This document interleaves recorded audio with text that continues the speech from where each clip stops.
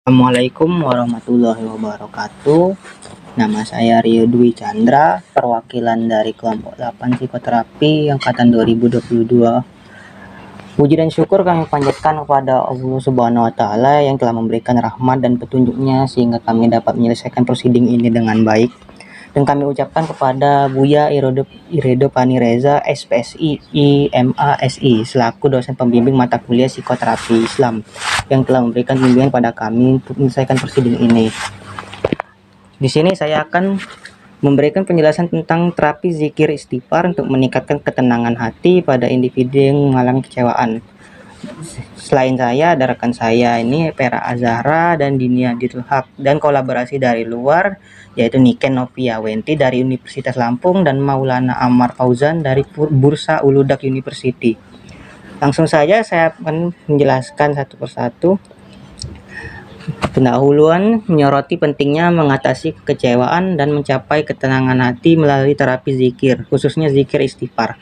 Dalam konteks kesejahteraan mental individu, zikir istighfar merupakan praktik spiritual yang diyakini dapat membantu meredakan kegelisahan dan menenangkan pikiran. Penelitian terdahulu menunjukkan bahwa zikir mampu meningkatkan ketenangan jiwa pada individu yang mengalami kekecewaan.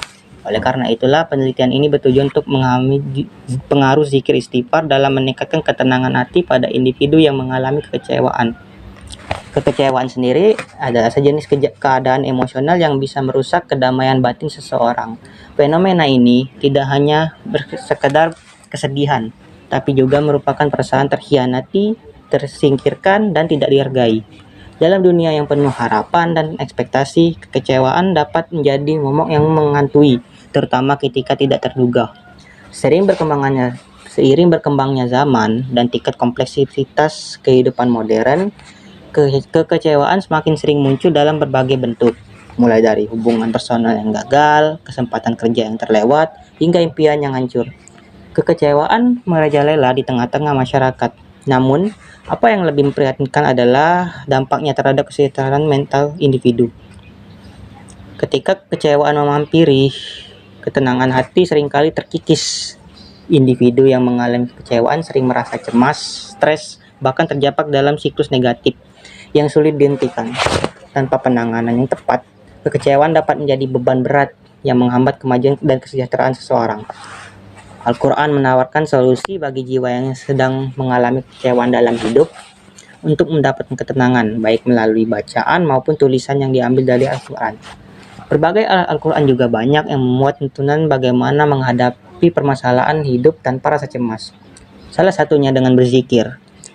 Salah satu terapi yang dianjurkan dalam Al-Quran adalah berzikir untuk mengatasi ketidaktenangan hati. Zikir dalam hal ini dimaksudkan sebagai salah satu sarana terapi Islam terhadap kondisi kehidupan manusia yang mengalami permasalahan dalam hidupnya, seperti frustasi, kecewa, kecemasan, bahkan melakukan perbuatan nekat yang membahayakan diri sendiri seperti bunuh diri. Salah satu manfaat yang dapat diperoleh dari zikir ialah terciptanya rasa tenang dan tenteram bagi jiwa dan raga.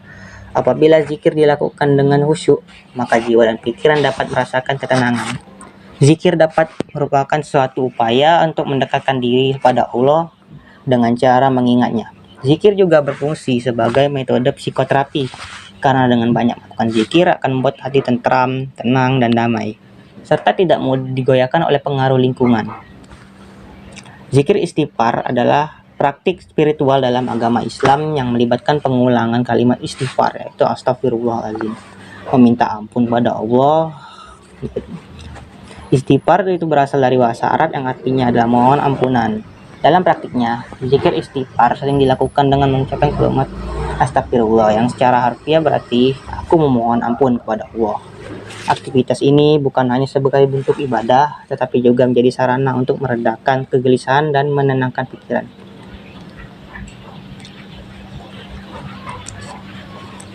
Selanjutnya, metode penelitian yang digunakan kali ini adalah metode gabungan kuantitatif dan kualitatif. Metode kuantitatif yang digunakan adalah single subject experiment. Swen dan Ari pada tahun 2014 menjelaskan bahwa desain ini digunakan apabila subjek penelitian yang terlibat berjumlah hanya satu atau sangat sedikit, dengan tujuan untuk mengevaluasi perilaku subjek berdasarkan sebelum dan setelah diberikan penanganan. Oleh karena jumlah yang subjek yang diuji sedikit, data ini didukung dengan observasi dan wawancara terhadap masing-masing subjek penelitian. Kemudian untuk metode kualitatif yang digunakan adalah teknik wawancara informal, lalu dilakukan intervensi dan analisis. Metode mixed method yang digunakan adalah tipe explanatory sequential design, di mana penelitian didahului dengan pengumpulan data kuantitatif terlebih dahulu dan kemudian mengumpulkan data kualitatif untuk melakukan analisis lanjutan. Untuk subjek penelitian kali ini adalah kekecewaan dan ketenangan hati yang merupakan hasil dari penilaian individu terhadap suatu kondisi atau stimulus yang diberikan yang menimbulkan tekanan tertentu pada seseorang. Jumlah subjek penelitian ini yaitu seorang remaja berinisial SMP berusia 20 tahun. Subjek ini dipilih karena memiliki karakteristik mengalami kekecewaan berada di level moderat dan mengalami dapat mengganggu kehidupannya dalam sehari-hari. Pada sesi pretest, peneliti menggunakan self-report sebagai salah satu metode asesmen yang paling baik digunakan untuk menggambarkan perspektif klien berkaitan dengan keadaan atau masalah yang dialami pada saat ini. Melalui self-report, klien dapat mencatat reaksi emosi, pikiran, dan perilaku yang ditampilkan klien pada situasi tertentu yang didasarkan apa yang dirasakan oleh klien. Pada penelitian ini, self-report yang digunakan adalah DASS-21 untuk mengukur tingkat stres serta wawancara terstruktur terkait masalah yang dialami oleh subjek. Pada sesi post-test, peneliti mewawancarai kembali subjek untuk melihat apakah ada penurunan skor stres yang dialami subjek setelah mengalami intervensi.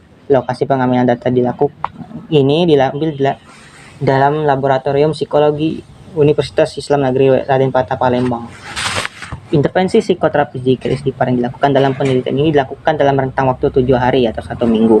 Subjek melakukan lapor istighfar sebanyak 33 kali dalam 1 hari, terutama setelah melakukan sholat, menggunakan alat yang diberikan berupa tasbih digital dan panduan berupa checklist setelah melakukan istighfar. Frekuensi pertemuan antar sesi yang ini 1 kali dalam seminggu. Dalam setiap sesi, subjek mengikuti arahan dan panduan dari terapi berupa pedoman checklist yang sudah tertulis. Itu sudah termasuk dalam proses psikoterapi secara pengerjaan homework dari modul tugas yang diberikan. Setelah 7 hari, peneliti melakukan evaluasi. Yang dilakukan dalam penelitian ini adalah dengan melihat ada atau tidaknya peningkatan ketenangan hati setelah melakukan zikir istighfar tersebut.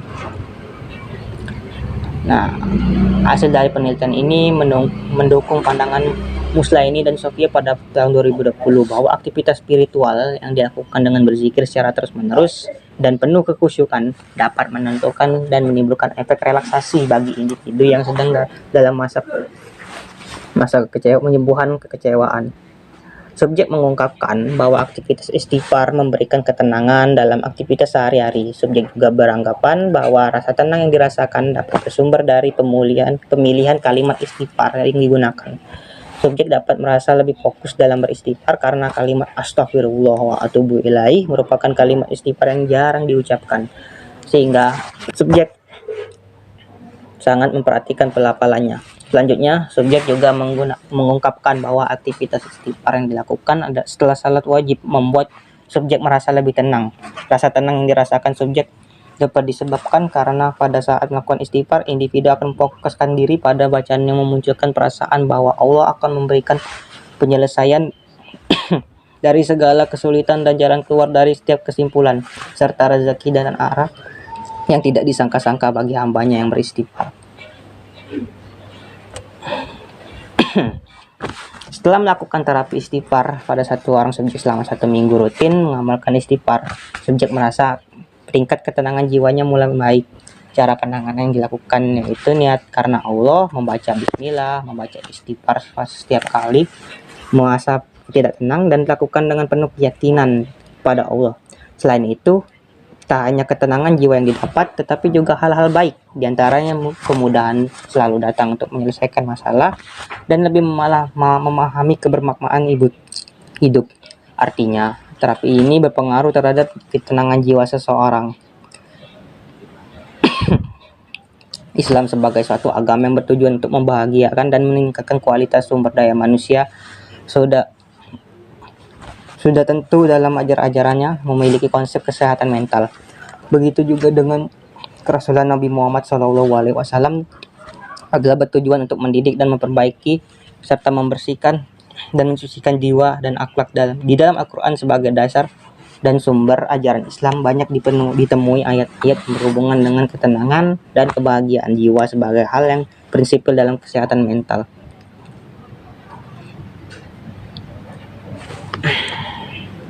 Nah, untuk kesimpulannya adalah permasalahan yang terjadi di masa lalu dapat menyebabkan rasa kecewaan terhadap individu. Rasa kekecewaan adalah kondisi di mana individu merasakan hal yang tidak mengenakan, disertai ada rasa kemarahan karena apa yang diinginkan tidak tercapai. Permasalahan tersebut dapat mengakibatkan kondisi kecemasan dan tidak tenang dalam kehidupan seorang individu. Hal tersebut dapat berakibat fatal pada akhirnya. Dalam penelitian ini, subjek mengungkapkan bahwa aktivitas zikir memberikan ketenangan dalam hati. Ketenangan dalam sehari-hari. Rasa tenang yang dirasakan dapat bersumber dari pemilihan kalimat istighfar, merasa lebih fokus dalam beristighfar, dan merasa lebih tenang.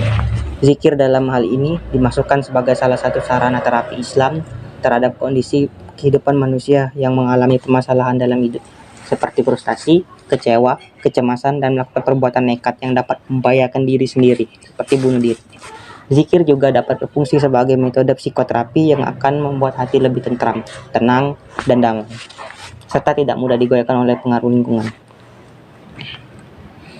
Baik, sekian itu saja hasil presentasi dari kelompok kami. Semoga dapat bermanfaat.